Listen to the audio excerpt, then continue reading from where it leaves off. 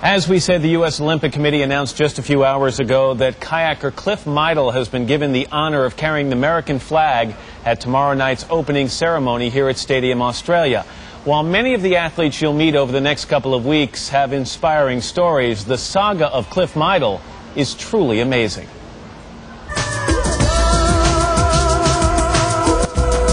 The thing that I enjoy about kayaking is being out in the outdoors and being out there with nature. Getting up early in the morning, being out on the water, paddling, and getting a workout done, before the day starts is pretty self-fulfilling. 34-year-old Cliff Meidl is in Sydney to compete in his second Olympics. But it took a tragic accident for Cliff to first dream of Olympic gold. I was jackhammering and I was going along with my own business and things like that. And then next thing you know, basically the lights were out. In 1986, then 20-year-old Meidl was an apprentice with a construction company in California. While jackhammering in a concrete ditch, he hit 3 live power cables. Over 30,000 volts of electricity traveled through his body. That's about 20 times the volts required to kill someone in an electric chair. Initially what happened is when I got shocked, I got blown out of the hole and then I slid back down. And that's when my knees came in contact with the jackhammer. The electricity was entering in through my knees, and then it was finding various places like my toes that exited out of my toes, my knees, and the back, and my back of my head. Meidl's heart stopped beating 3 times. His knees were so badly burned that doctors wanted to amputate in order to prevent infection and possible loss of life. There was a chance that they were going to cut off both of my legs. And, I was very thankful through the persistence of my mother and father that they found this doctor at UCLA that was able to perform this type of surgery, where they transplanted both of my calf muscles and put them up on my burned away areas on my knees.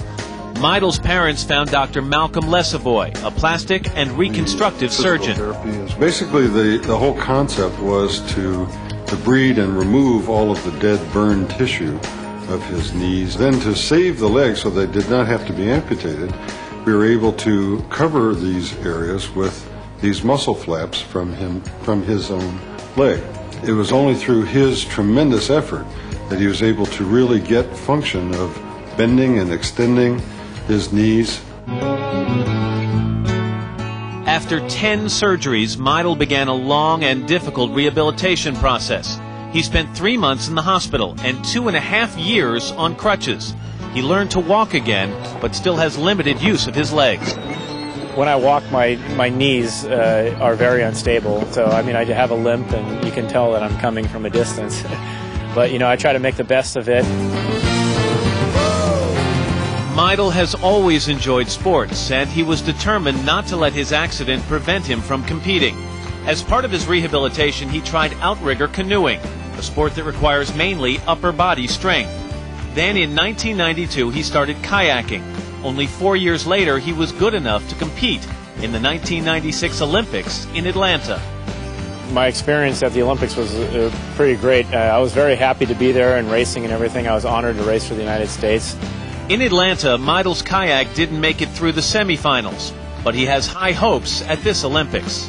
Definitely my goal is to win a medal. I think that's the dream of all athletes here, is to be up on that podium and earn a medal for themselves and for their country. Whether or not he wins a medal, Meidl hopes his story will touch the lives of others. I hope that I can inspire somebody else. That's my dream, is to be a role model for other people. I think the most important thing is for people to be the best individual that they can be, maximize their potential, and I think that's what success is all about.